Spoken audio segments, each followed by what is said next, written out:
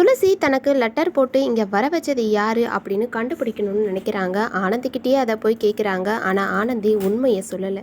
நீங்கள் அன்புவை கல்யாணம் பண்ணிக்கோங்க, நீங்கள் தான் அன்புக்கு சரியான ஜோடின்னு சொல்லி அனுப்பிடுறாங்க. இதிலேயே துளசிக்கு நிறைய சந்தேகம் வருது. துளசி நேராக மகேஷை போய் சந்திக்கிறாங்க.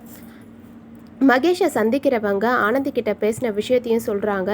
அன்புவும் ஆனந்தியும் சேரக்கூடாதுன்னு நினைக்கிறவங்க யார் இருக்காங்க அப்படின்னு கேட்குறாங்க. மகேஷ், கருணாகரன், மித்ரா, அரவிந்த்னு எல்லார் பேரையும் சொல்கிறாரு. இவங்களும் இல்லாமல் இருக்கலாம், வேற யாராவதா கூட இருக்கலாம்.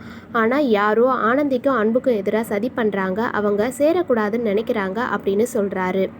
துளசி, நான் உண்மையை கண்டுபிடிச்சிட்டேன். பிரச்சனை வேற யார்கிட்டையும் இல்லை, ஆனந்தி கிட்ட தான் இருக்குது. ஆனந்தி கிட்ட தான் ஏதோ பிரச்சனை இருக்குது. அவங்க அன்பு மாமாவுக்கு தான் பொருத்தமானவ இல்லை அப்படின்னு நினைக்கிறாங்க. எதனால் அவங்க அப்படி நினைக்கிறாங்க அப்படிங்கிறத நாம் கண்டுபிடிக்கணும் அப்படின்னு சொல்கிறாங்க. மகேஷ், எதனால் அவள் அப்படி நினைக்க போகிறா அப்படின்னு கேட்குறாரு. தெரியல, அவங்களுக்கு உடலில் ஏதோ பிரச்சனை இருக்குது அப்படின்னு சொல்கிறாங்க. நாங்கள் டாக்டர்கிட்ட கேட்டோமே, டாக்டர் எதுவும் இல்லைன்னு சொல்லிட்டாங்களே அப்படின்னு சொல்கிறாரு மகேஷ். ஏன் ஆனந்தி சொல்லக்கூடாதுன்னு கூட சொல்லியிருக்கலாம் இல்லை? நாம் அந்த ஹாஸ்பிட்டலுக்கு போய் விசாரித்தோம்னா உண்மை என்னன்னு கண்டிப்பாக நாம் தெரிஞ்சுக்கலாம். ஆனந்தியோட பிரச்சனையை சரி பண்ணிடலாம் அப்படின்னு துளசி சொல்கிறாங்க. மகேஷும் நம்பிக்கையோடு சொல்கிறாரு. ஆனந்தி அவங்க அண்ணனை கூட்டிக்கிட்டு பேங்க்குக்கு போகிறாங்க. அவங்க அக்காவோட நகையெல்லாம் அவங்க அண்ணன் அடகு வச்சுருந்தாரு, அதை மூக்குறதுக்காக போகிறாங்க.